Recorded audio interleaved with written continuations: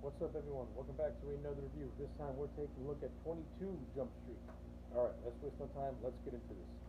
Overall, I like 22 Jump Street a lot. I think this movie is better than the first movie. Although I do have some issues with 22 Jump Street, I overall think this movie is much more funnier and much more entertaining.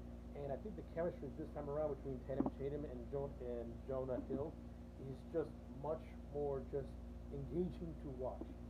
So the overall plot line of this: Django and Schmidt gotta go undercover as college students in order to stop yet another drug ring. So look, the basic skeleton is the exact same thing as the first movie, but what makes this movie good, and what also made the first movie good, is the self-referential humor that both the films have. And in this movie, it has a lot of it. I think this movie is outstandingly hilarious.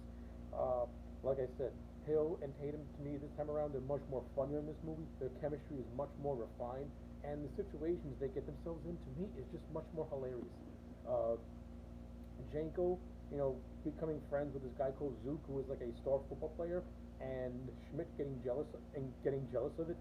The whole structuring of this is designed to feel like a romantic triangle, and it's absolutely hilarious. Zook and the character of Zook, played by Wyatt Russell, and Janko, their friendship is built like a bromance slash romance, and it's absolutely hysterical. And Wyatt Russell, he did a really good job playing Zook, and he and Tatum have really good on-screen chemistry with one another. And Jonah Hill as like the third man out, like the odd man out, his reactions and his feelings towards the whole thing is absolutely hysterical as well. But on the flip side, Schmidt gets himself into a romance with a girl named Maya. Of course, it's revealed that Maya is the daughter of Captain Dixon, played by Ice Cube. So that whole thing is absolutely hilarious. Which leads to one of the best scenes in this whole movie when Django Fiden is out and then he starts just acting like a fool around the headquarters, which is outstandingly hilarious and one of my favorite scenes. Yeah, that whole thing is really good. If I do have any complaints, the relationship with Maya and Schmidt could have been done a little bit better. Like they could have more scenes with one another, of them further developing their characters and their romance. Instead, instead of the few scenes that we do get them in. But other than that, I liked it. I thought it was really well done and very well handled. Uh, Another thing that I like about this movie is the action sequences in this movie. They're much better as they were in that. They're much better in this than they are in the first movie. They're absolutely hysterical, especially the opening where where Schmidt and Jenko pose as like Mexican cartel, and that entire opening, the entire opening 15 minutes of this movie, where they're acting like gangsters, talking to this guy named Ghost and his crew, is absolutely hysterical. By the way, the character of Ghost is played by the great character actor Peter Stormare. Always fun to see Peter Stormare in the movie. I wish he would have had a little bit more scenes to further develop his villainous persona. He's only in a handful of scenes. The majority of the scenes that he's in kind of go to this character named Mercedes, who was revealed to be his daughter in a twist. I wasn't really crazy with the Mercedes character. There's this running joke where she keeps calling Schmidt old, which I got a couple of chuckles out of it here and there. The most entertaining part of the Mercedes and Schmidt rivalry is when they get into a brawl. That's pretty much it. I think Mercedes' jokes kind of run down, but even the brawl is kind of forced because there's one moment where they stop for virtually 1 minute just talking about you're gonna kiss me. I thought you were gonna kiss me.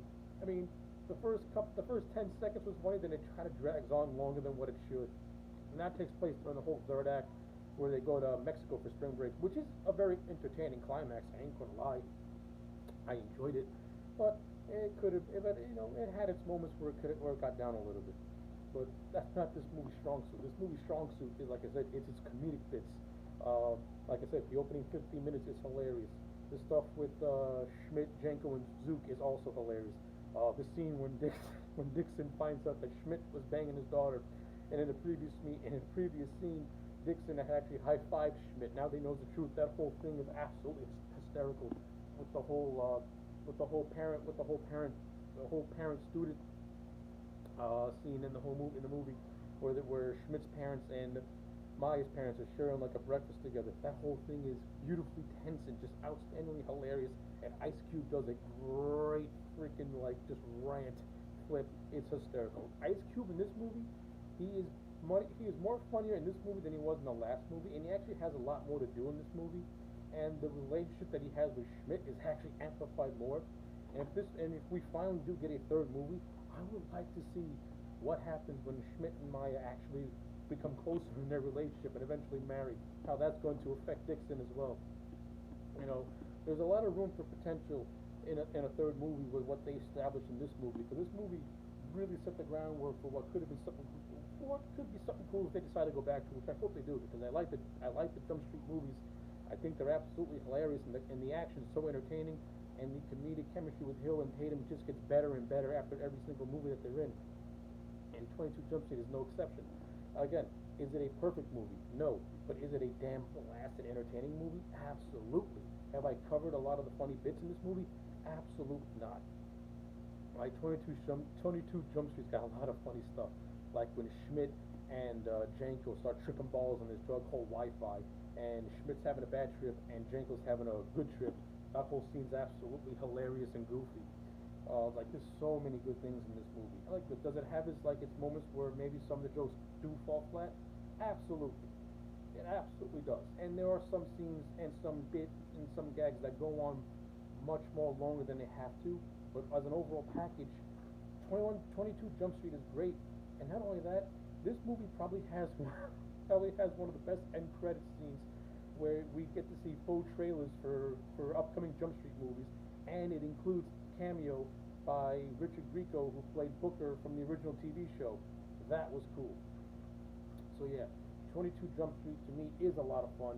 I like it on the same level as the first movie, though just a little bit more. So, with all that being said, I'm going to give 22 Jump Street a solid 8.5 out of 10. I highly recommend this movie, a superior sequel in my opinion. So yeah, those are my thoughts. Let me know yours in the comment sections down below. Like the video and subscribe, and I'll check you back next time for more.